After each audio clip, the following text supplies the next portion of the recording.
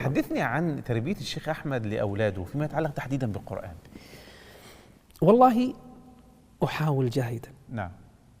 أن أحببهم بكتاب الله عز وجل كما ذكرت لك بالرحمة. نعم جميل. كما تربيت أنت. أي الحمد لله. نعم. أبنائي كلهم يحبون كتاب الله عز وجل. العجيب أن ابني عبد العزيز نعم. يحب غير أبيه بالتلاوة. سبحان الله، شاعر الحي لا يطربه. فالحين يعني حاولت أني أستميل قلبه بالمال بالهدايا. سبحان الله. لعل الله.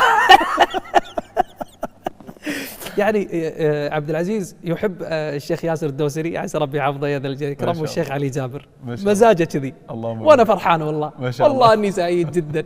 الحمد لله رب العالمين. هل احدهم اخذ الصوت الجميل من والدي؟ والله للان تعرف صغار ما يبين. نعم. لكن ان شاء الله يا رب يا ذا الجلال والإكرام اشوف ما شاء الله في بوادر، يعني تراتيلهم جميله. نعم ما شاء الله. الحمد لله احكامهم حلوه ما شاء الله تبارك الرحمن. نور تقريبا هي ما شاء الله اجمل صوت فيهم. نعم اي ما شاء الله. فنسأل